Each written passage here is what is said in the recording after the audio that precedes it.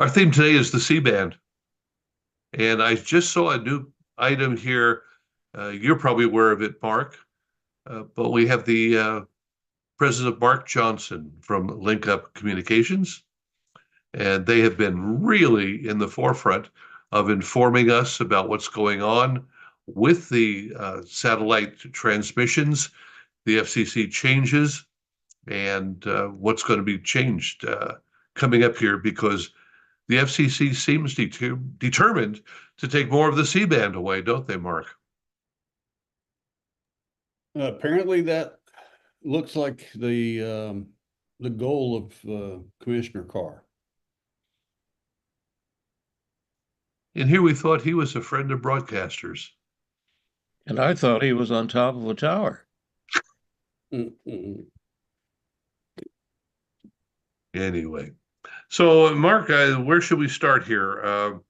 The big beautiful bill said that the FCC could auction off 100 megahertz, and now I hear the aviation and cellular guys want 184 megahertz. How is there any satellite left? Well, that becomes the question as this proceeds along. I mean, we're still a little early in the process. As you know, that we all went through this back in 2020 and 2021, and that process started somewhere around 2016, 2017. But my guess is that Brendan Carr is going to try to push this along based on his comments.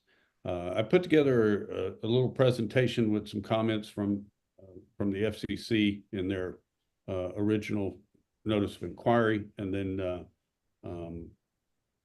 Commissioner Carr's response to that, and then some broadcast responses to that. And I'd like to share that with you. Please do. So let me put this together. Let's see.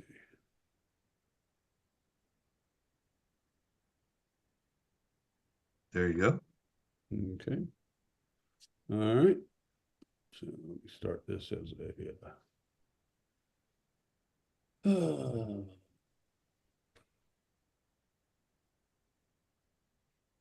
It's one of those. yeah, it's right here. It was hiding behind something. There you go. Okay, you got it? Yep. Okay. All right. So this was FCC docket number 2559, and it's titled regarding the upper C-band 3.98 to 4.2, which is the maximum of the current C-band.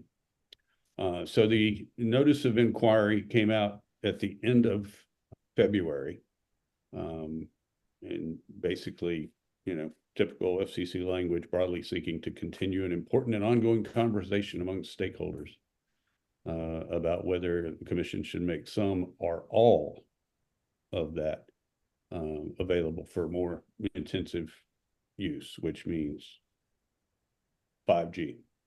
And from what I understand with people who've met with engineers at the FCC, they're getting a lot of pressure from Wall Street to make this happen. So included also in that inquiry, they were talking about the initial steps forward in exploring how they could free up additional mid-band spectrum. So the conversation goes between what you talked about, Barry, 100 megahertz to 200 megahertz. So the 200 megahertz would take it all.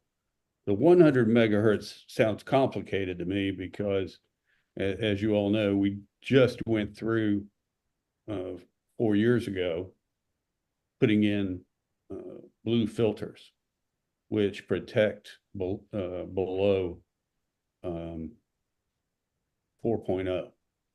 And if they were to go to 4.1, that would mean all new filters that have to be developed, designed, and sent out.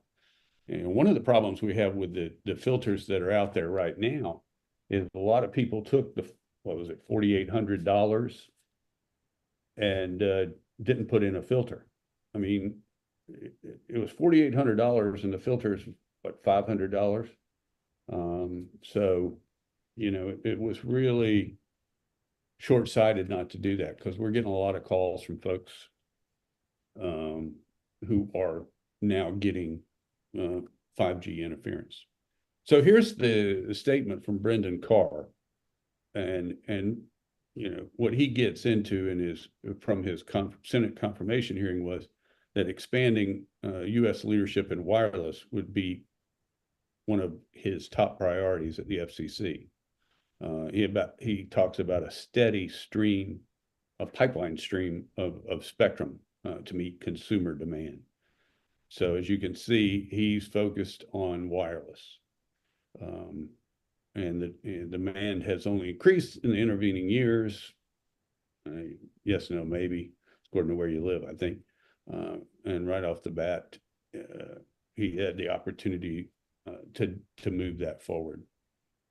So he talks about the 6 gigahertz that they opened up 5 years ago. And he talks about the fact that they haven't made any progress expanding that pipeline that he talks about, but freeing up spectrum is obviously his priority, and he made it clear in this statement.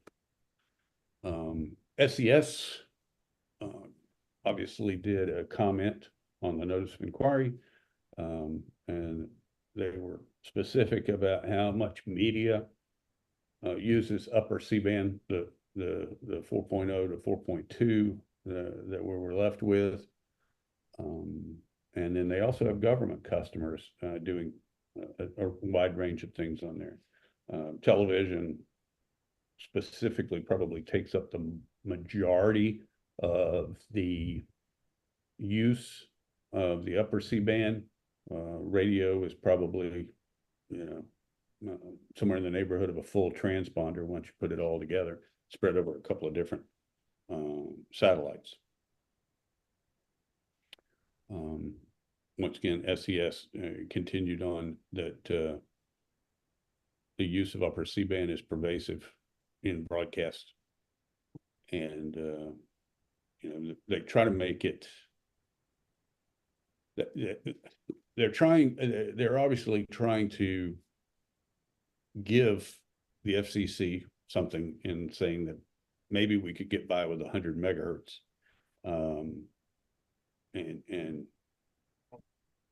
and move people around, but repurposing all of it would have a tremendous impact on broadcasters, and that's what they put forward in their response.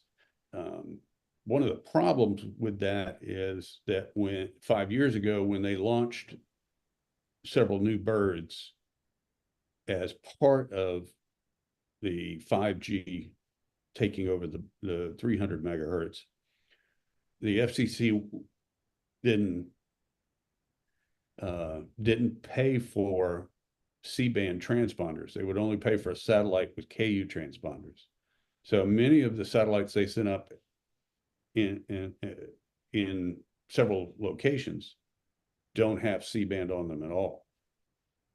So there would be new satellites involved, because they would have to have more locations to be able to turn around and do 100 megahertz. So, but with the satellites involved right now, I think it would be a stretch to try to compress everything into 100 megahertz. The major TV networks had a big response.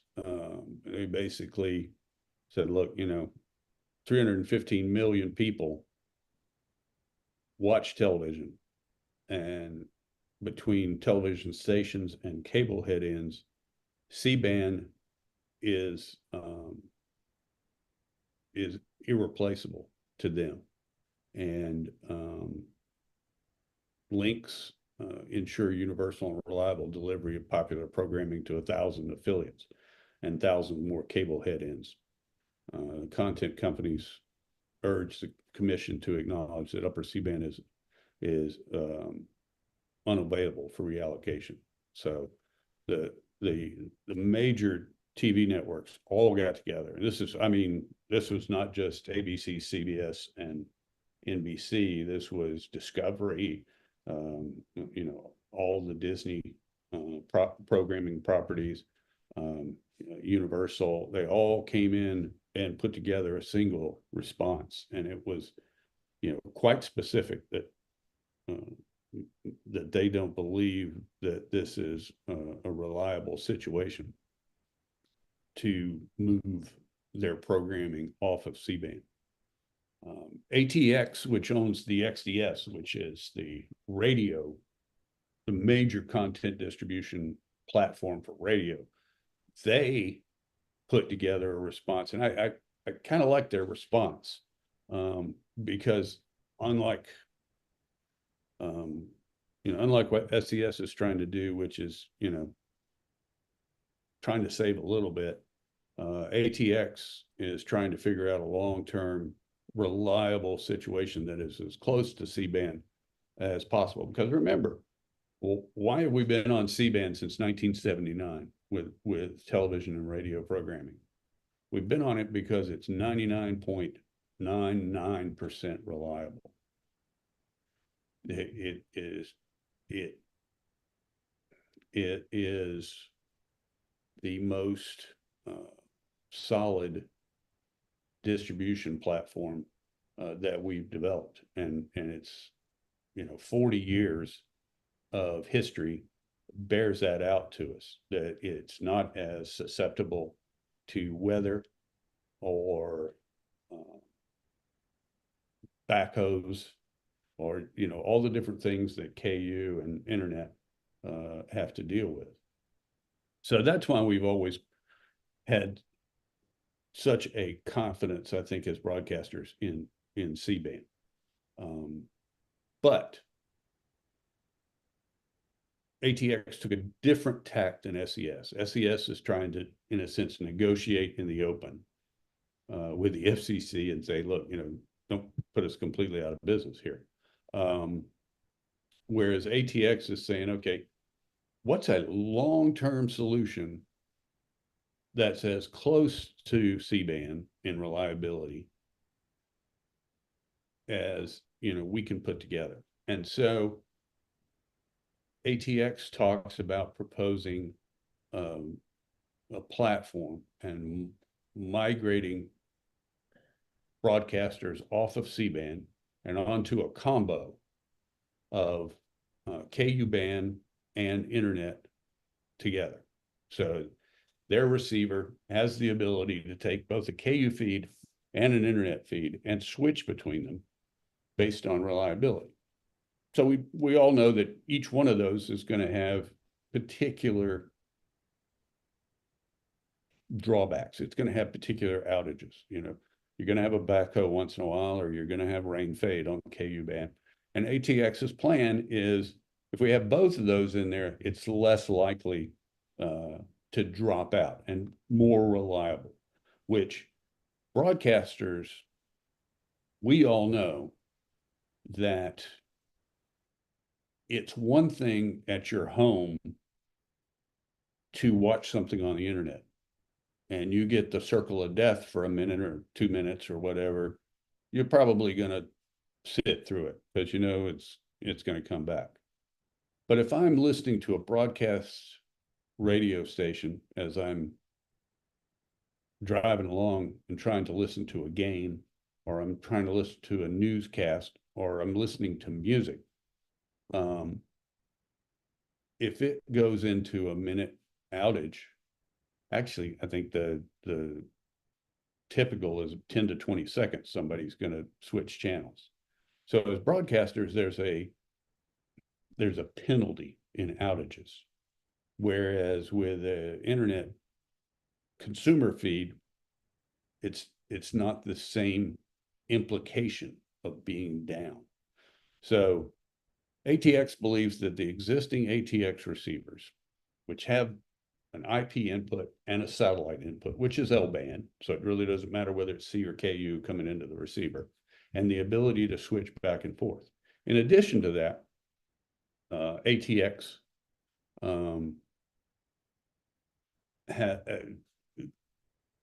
thinks that in the case of rain fade, that KU band is going to switch to internet. In case of an internet outage, it's back to KU. And their latest version of the platform does allow for dual distribution, combining KU band and terrestrial low latency internet streaming. They've worked on the software. I think everybody who knows XDS, over the past 10 years realizes it has internet, but also realizes it has some significant latency. They've been working on new software, and we've been working with them. And the idea of the platform is to get that to low latency, where a switch between KU and internet would be indistinguishable. Get rid of that typically a 30-second latency that they've had in the past. But what you need to understand about the XDS is that it was originally built as a satellite platform, and they added internet to it. So they had to go back and rethink how they did internet, and they've done that. They've invested that R&D into their internet and redone their latest receiver software and their latest platform software, so that the internet is much more reliable, and it has low latency. And we like that. When we started reading about that, it's much better than an all IP solution or an all KU band solution. So if the FCC is determined to take C-band, then we want to have something that customers can be transitioned to at the expense of the FCC. I would propose, including upgrading IP at every radio station, because in a major market, yeah, you're probably going to have fiber coming into your building. But if you're in Elk City, Oklahoma, you may or may not have fiber in that market. If your transmitter is out on a mountain, you may not even have a telephone connection. And so that's why satellite and internet together are so important as we go forward. And we, I think we're more excited about the ATX response than we are any others.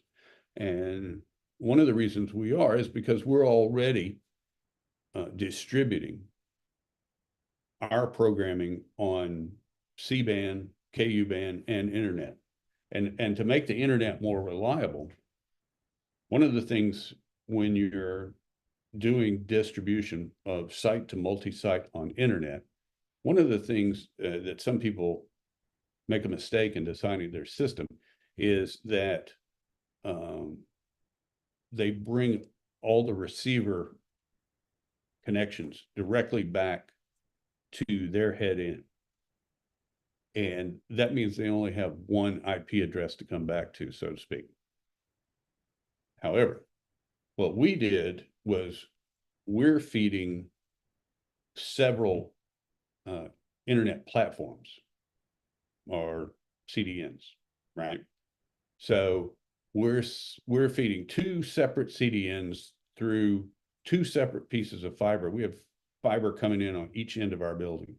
And so we're using that to make our IP feed more reliable, so that if you're in, let's say, you have a station in Alabama and you're connecting to our CDN, you're not connecting all the way back to Inglewood, Colorado. You're connecting to a CDN, and the CDN, if they have a failure, will send you to one of their other locations. And the CDN that we use has thousands of server locations across the world, and the other one has hundreds of locations. So feeding multiple CDNs provides multiple connections for radio stations, and it also makes sure that they're all not going back to the same server, so that someday something, could happen. You could have an attack on the server or something like that, which would shut down the server and then would shut down all the radio stations. In this situation, you're feeding to the CDNs and it would simply go to another server. So Tyler Diablo at ATX made this response, and as they believe leveraging the technology that they have with the combination of KU band and IP, it's possible that radio can remain reliable and viable for multi-site distribution. So let's see. All right.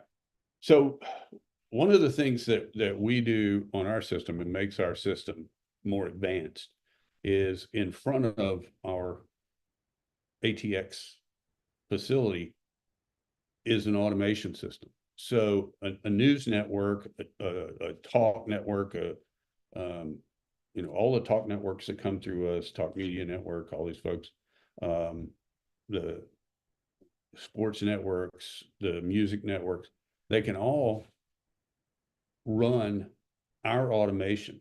And the great thing about running our automation is you've got complete redundancy that you're buying into at our network operations center, which is manned 24/7, which has battery backups, UPS, a 750 kilowatt monster of a generator.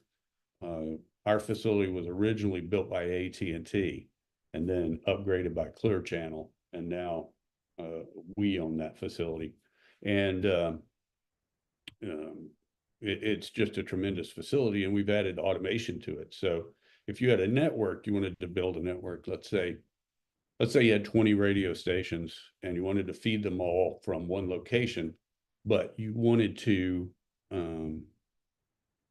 localize them. We make that possible so that all you need is scheduling software at your location to interface with our automation. You don't need to build a separate automation system at each transmitter site. You don't need separate automation systems feeding, 20 different stations. And the great thing is everybody's got XDS receivers.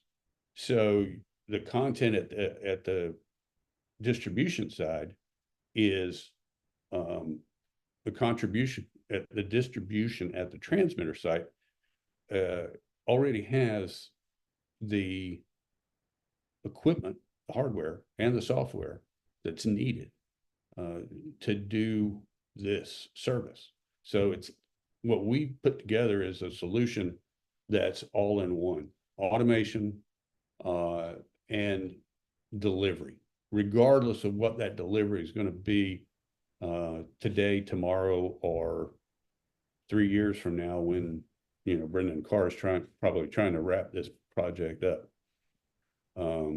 So redundant automation controllers, the whole bit. Now, our current system is great for what either Brendan Carr is talking about or what ATX is talking about, or even what the television networks are talking about. We're in a position to do all of it in either solution. So someone brings audio, music, or talk, sports to us by a codec to our network operations center in Inglewood, and our staff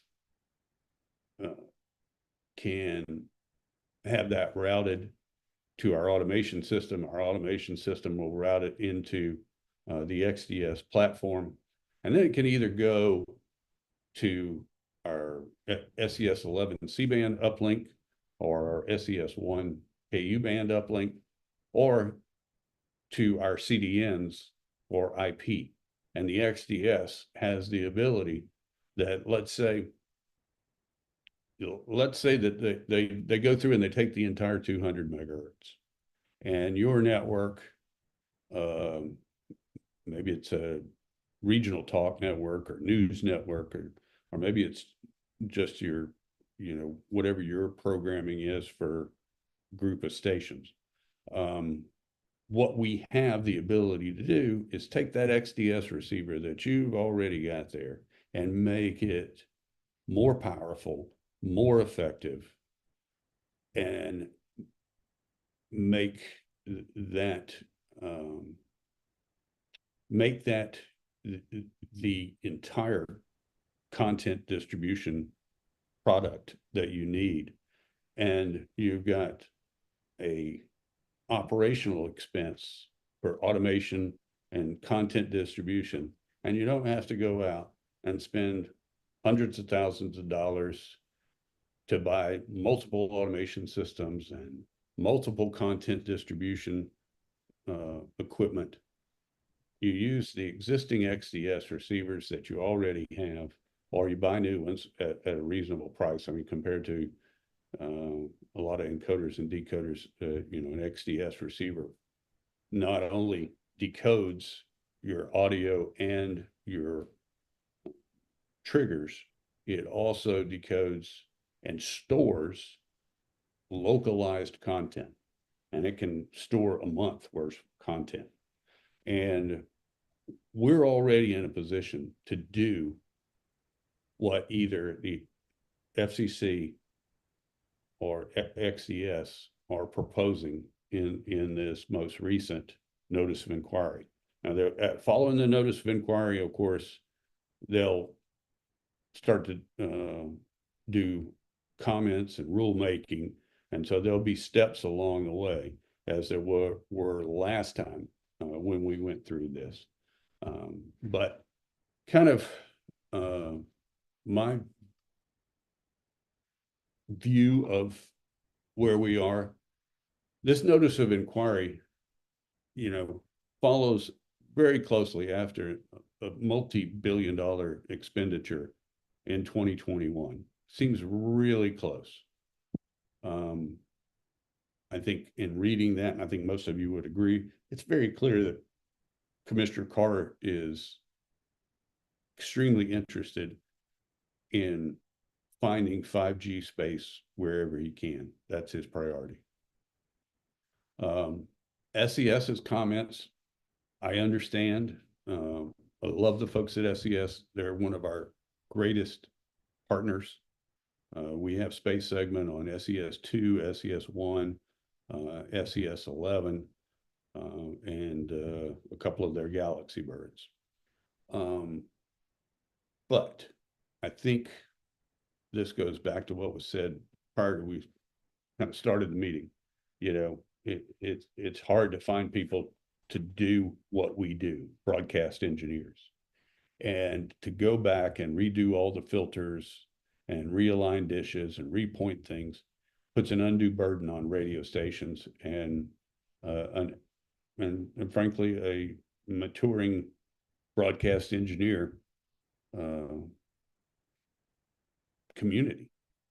The content providers like LinkUp, I think we'll become more critical in creating and providing solutions for networks as we go forward. Our hope is that the FCC will get behind ATX's proposal so that we have one solution for content distribution in radio, because we've had, in a sense, one solution since 1993, when everybody went with the DATS system. It was Mutual, it was NBC, it was ABC, it was CBS. They all went with DATS, right? And ever since then, we've had, one solution. We had DATS, we had CDAT, we had the black box. I can't even remember the name of it. And then we had, and then we went to XDS in 2009. And the great thing about XDS is, it was developed originally around 2007, 2009, but they've continued to upgrade. They've upgraded the head end multiple times, upgraded receivers multiple times. They're now on version S.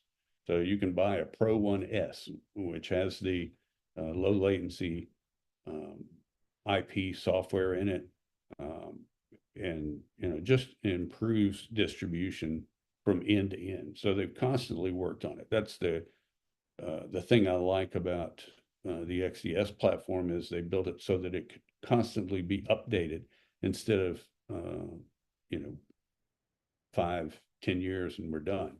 So that's been an advantage in having an XDS platform. So ATX, I think, is the best solution for us long term. That's my view.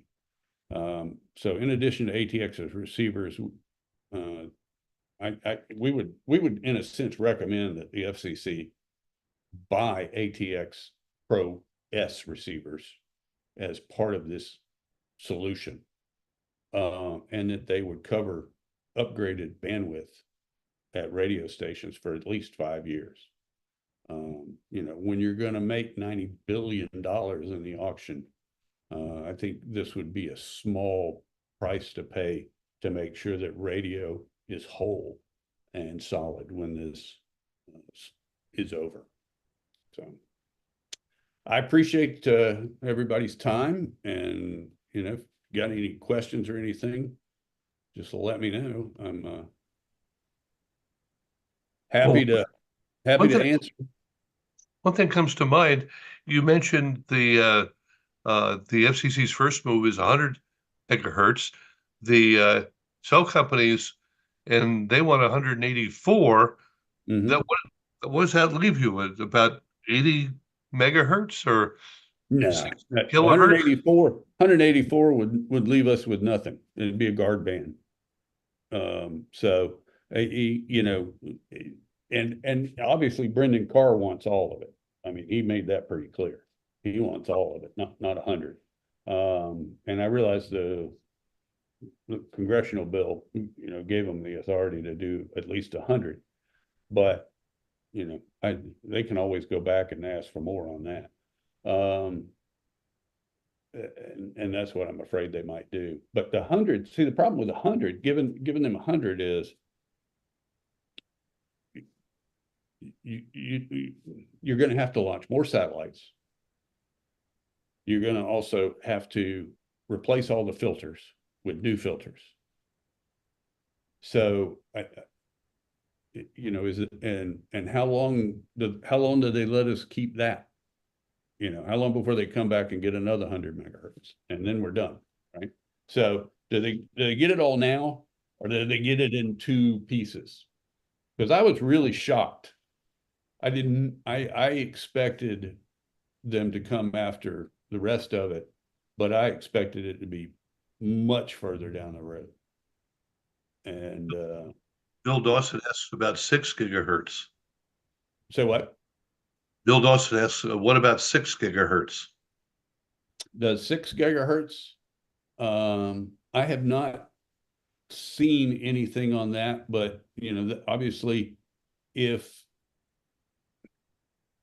they take the receive side, then that opens up the uplink side, which is the 6 gig marketplace.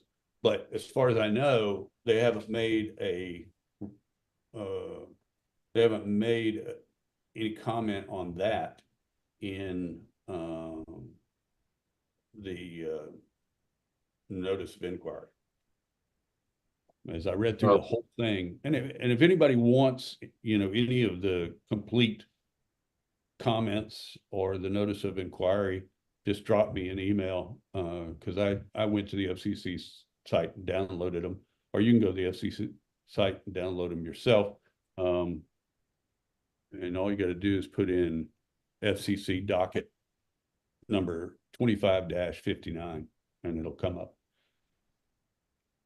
Alan Kilgore asks, when the FCC published a list of registered C-band Earth stations in September for the last settlement, why weren't the receive-only sites included?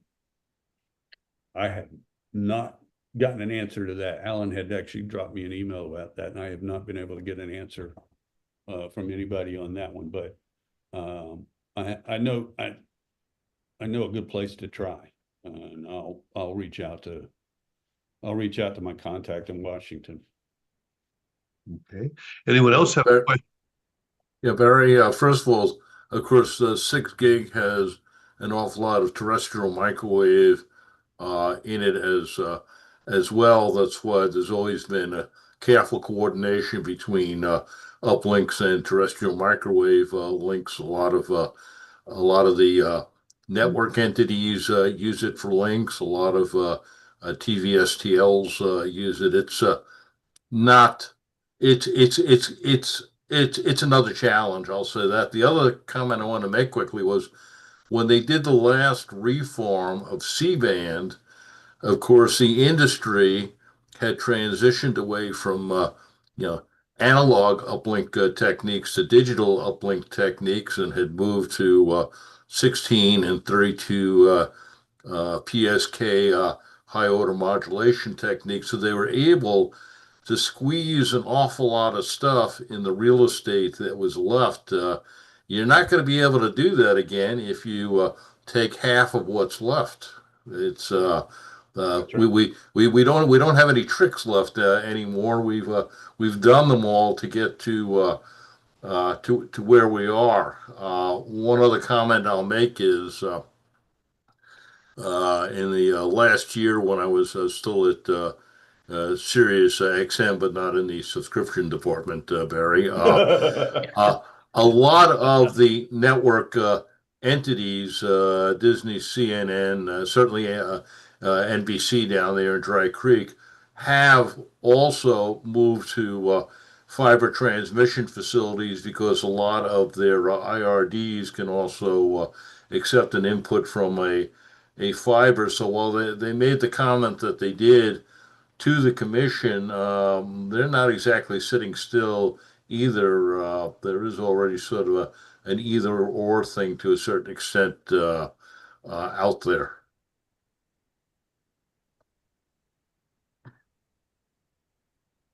Yep, that is correct. But he's right. I mean, compression wise, we've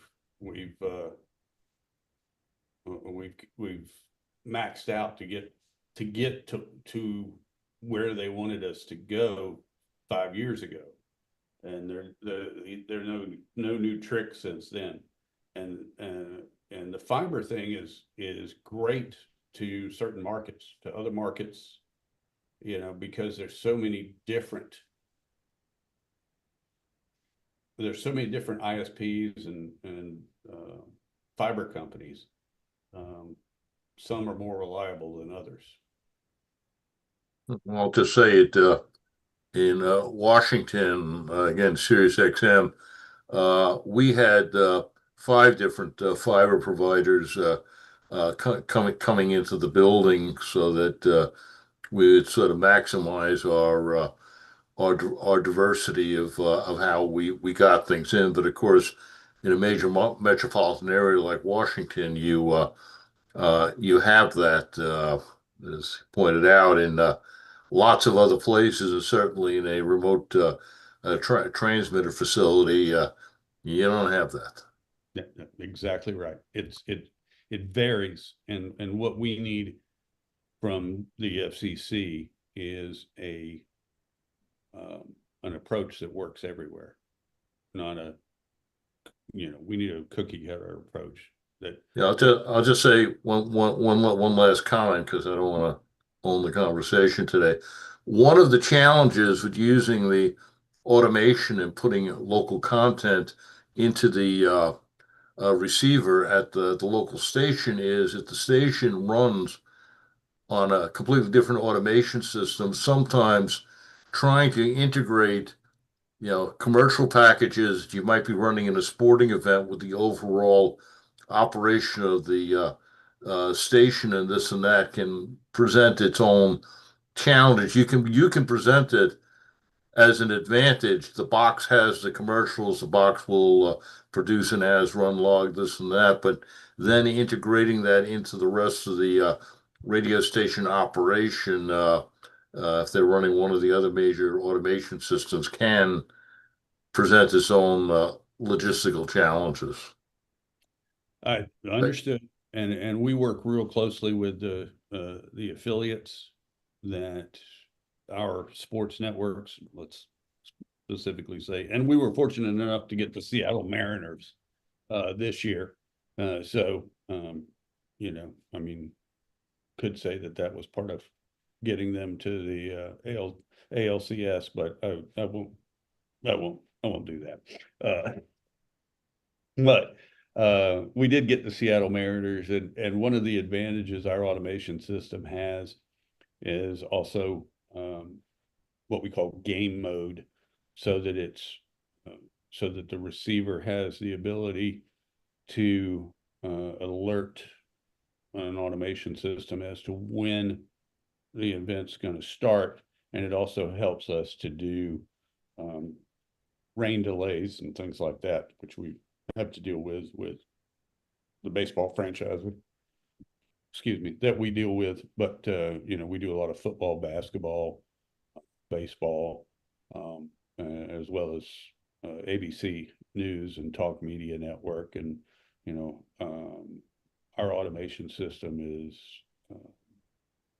is well integrated into thousands of radio stations as well as hundreds of networks. Okay. Any other comments or questions for Mark? Raise your hand or use your alternate A or space bar to open your mic. Now, is Link Up essentially what Premiere was with I have no heart? No, actually, Link Up is a family owned business, and our focus is on distribution. We don't produce any programming of our own, which makes us different than any other radio content distributor. Our entire focus is on the distribution of content programming. Mark, let's go back to the question here that I think everybody that is with us today really wants to know. Should they be planning for the loss of satellite service? Well, I mean, I can't predict the future, but, based on what's printed by the FCC and by Commissioner Carr, it's pretty obvious that they believe that it's a better use as a consumer product or as consumer bandwidth. And there's nowhere else for stations to move or satellite services to move. So really what you're saying is that it's the KU and internet, assuming there's no power outages on either side, that are going to be the answer for broadcasters. Well, I mean, to me, it looks like the most feasible and the most reliable if you don't have C-band. And I go back to this, and I think, the guys on here like Rich and would agree with me. The guys who've used it for years, Lark and John Collison, guys who've used C-band for years and years, would agree that it's 99.99% reliable. I mean, you're only going to have moments of outage over the course of an average year. I mean, that means excluding an L&B failure or something like that. But if we don't have that, then yes, what I would suggest is that our best solution is a combination of KU band and internet. And if we could all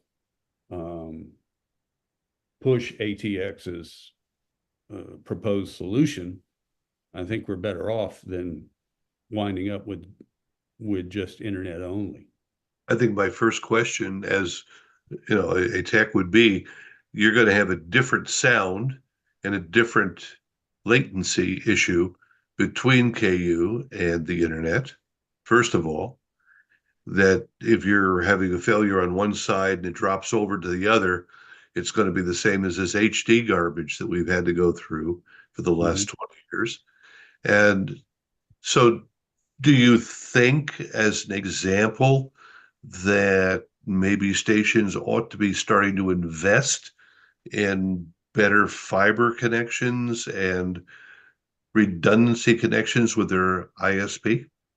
I think that's pretty reasonable. I think that's a reasonable solution. And here's the thing: the great thing about the XDS platform is it's a transport stream. So the entire transport stream, that includes the audio of all the channels, the triggers, and any file delivery that is part of your localization. So that means that your receiver can pick up multiple programs. And let's say it's a Pro 4. But those are XDS all features. See, I'm talking about if you're a network of whether it be a talk network or a music network or whatever, Right. Right. and one side or the other has problems and they start going back and forth, you're going to have audio issues and timing issues. So, Well, that's what XDS has been working on, is making them work better together.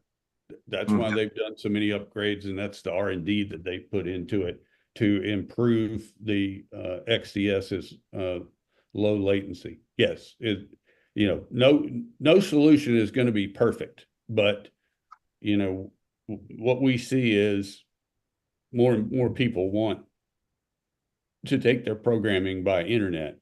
Okay, that's fine, but don't go out and buy all new equipment to do something that you've already got equipment for and you've already got a connection for. okay, That's Mark? kind of our thought. Mr. Voris? Yeah, good afternoon. Hi, Mark. Hey.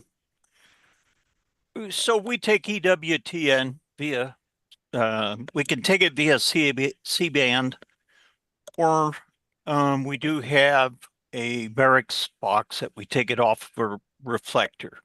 Do you guys see companies such as, or groups such as EWTN that do use C-band satellite for all their distribution, worldwide for that matter? Do you see them maybe just going away from it completely?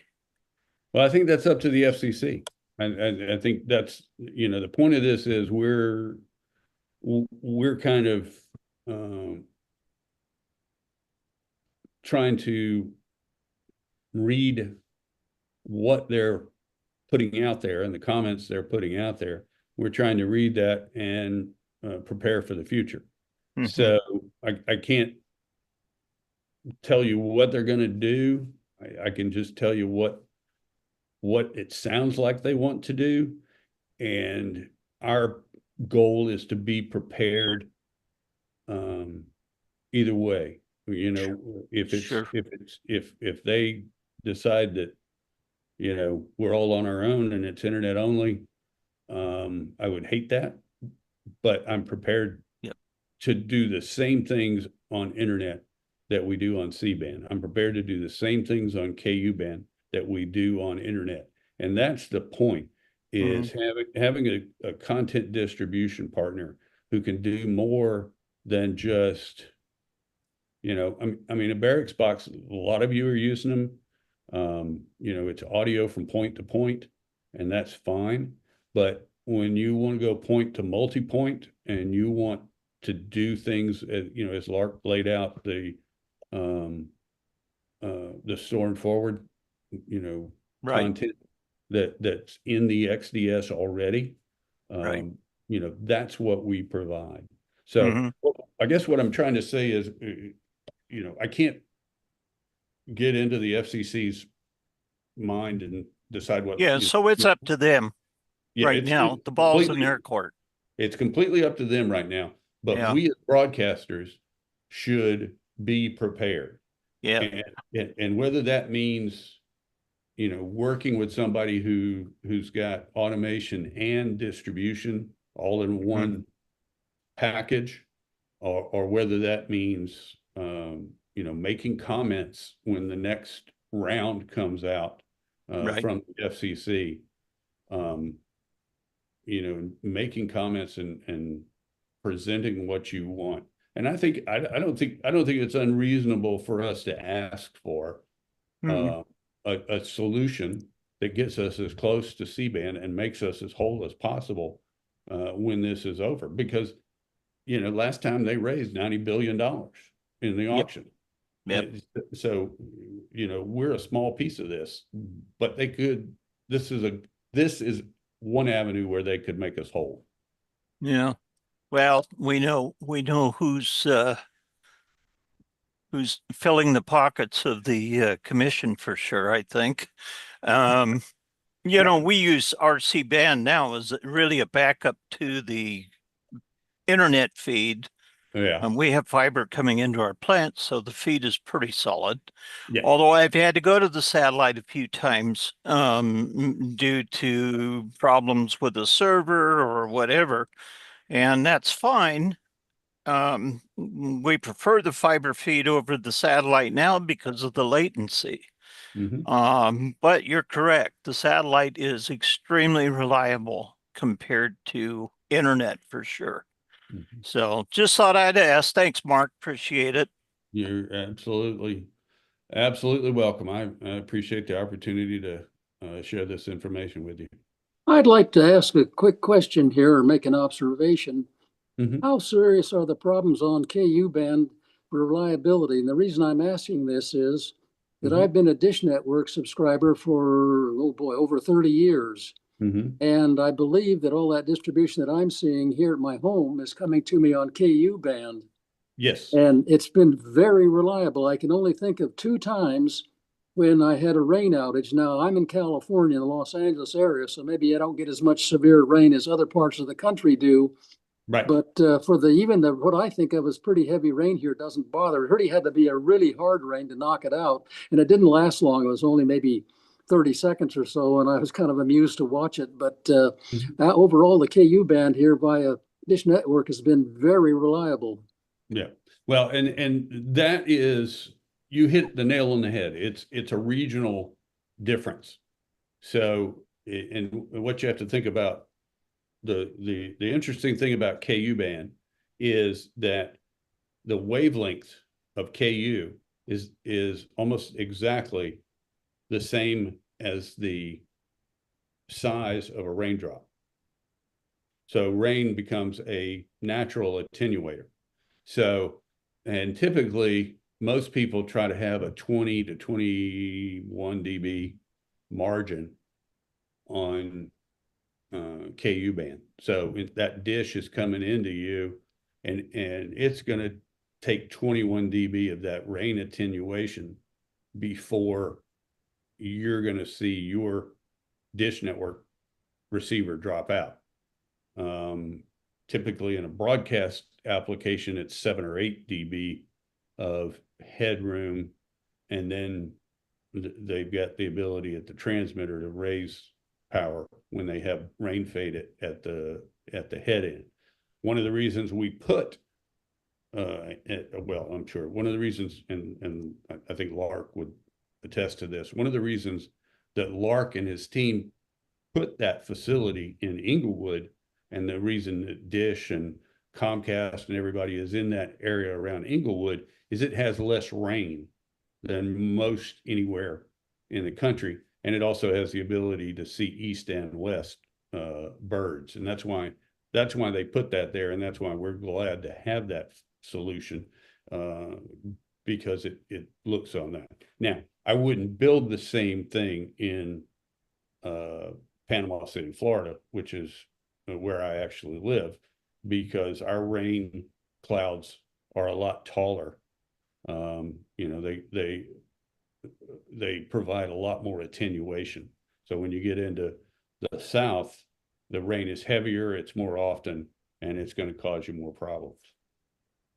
Well, if you want rain fade, Vernon Valley is the place. Well, I guess my raindrops here in Los Angeles are either bigger or smaller than what the wavelength is of the KU band for the most part. Yeah, well, Stoney asked a good question here, which is, can a C-band antenna be converted to a KU band? And Sharon pretty much answers it there. You really need to check with the manufacturer. There are some that can be done that way, and some that have a KU feed and a KU arm, because the focal point is going to be different. Well, when I was at ABC, we were experimenting with KU band, and I don't know what came of it, but I know that the dish was removed shortly after the experiments.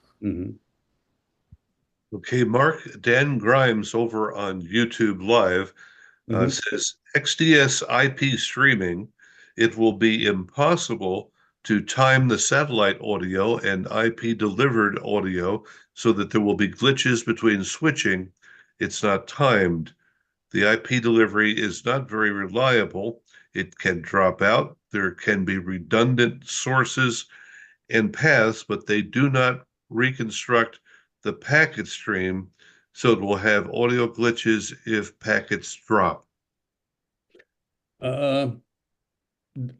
With if you've got the older software, yes, the newer software has taken on those challenges, and that goes back to the concept that XDS built it at a satellite receiver, and then they added IP onto it as a backup, instead of building it as an IP and satellite receiver. So giving each one equal Well, to be sure, Worldcast came up with a system where they took two IP connections, and by letting the delay kick in and the packet comparison, they were able to run for months without any dropouts. But if you are trying to do something in real time, certainly, if you're running, say, a baseball game or football game, it doesn't help to have the audio 20 minutes after the television. Well, that's right. 20 seconds after the television. And that's what XDS has been upgrading, is the latency issue, and making the satellite and the internet have the ability to back each other up reliably, and and having them sync up. So basically, a station would need to accept, like HD, that there's a 20-second delay in whatever's coming in. No, not going forward with XDS. Now, currently, if you wanted to make them sync up, what Dan's used to, the older versions of XDS, yeah, that's where you would be.